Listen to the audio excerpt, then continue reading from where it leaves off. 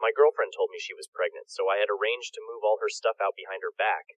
If you only read the title, I might sound like a bad guy, but I'm not. I've known I wanted to be child-free since my early teens. My parents didn't oppose me, but they did say I could change my mind.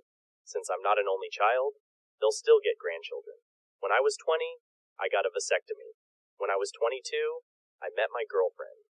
I've been open about wanting to be child-free from the very beginning.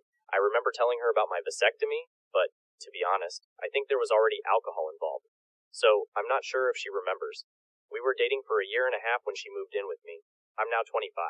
2 weeks ago, I got home from work, and my girlfriend was standing in the living room smiling.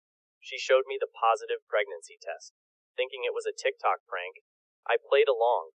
When she didn't reveal it was a prank, I knew what had happened, but I continued playing along. That night, I got up at midnight and started sending emails. I took a week off work and emailed my best friends the details, telling them to pretend they knew nothing and be prepared. The next morning, I left for work as usual, but I didn't go to work. Carl, one of my friends, was waiting outside. He had a cap and a hoodie ready for me. The whole week we followed Katie, and on day 3 she met up with her affair partner. We followed them to a motel, and then Carl followed him to his home. The guy was married with kids. We devised a plan.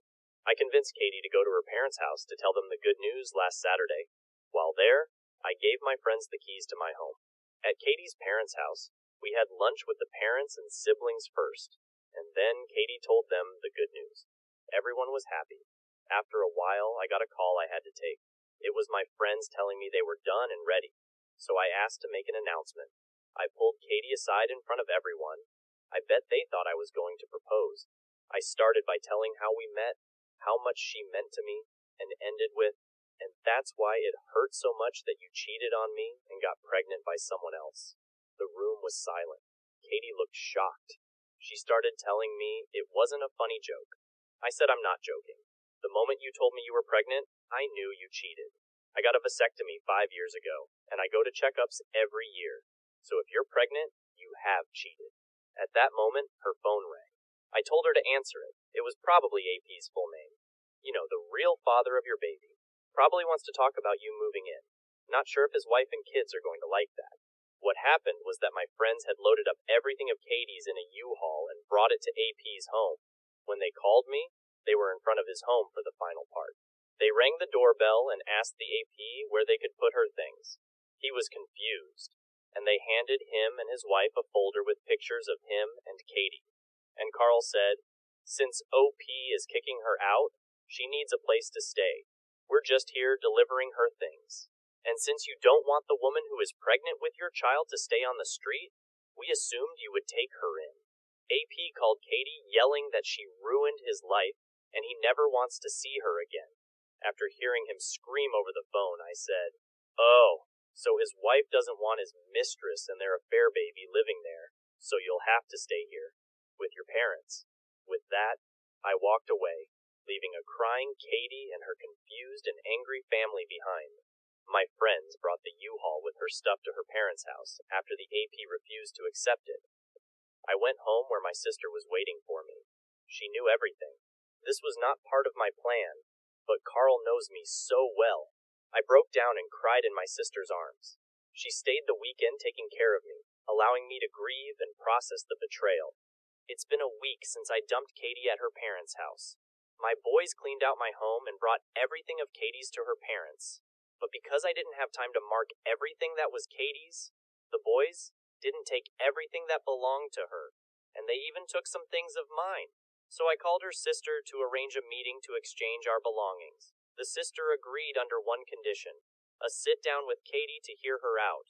I would have just left everything there, but the tablet had some pretty important work stuff, so I agreed to hear Katie out, but I made it very clear that there was no chance of us getting back together. Katie was a shadow of her former self.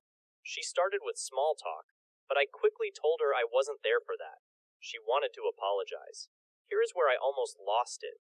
I wanted to yell at her for destroying our relationship. I wanted to yell that I can't accept a simple apology for destroying my trust. But I didn't yell. I was quiet.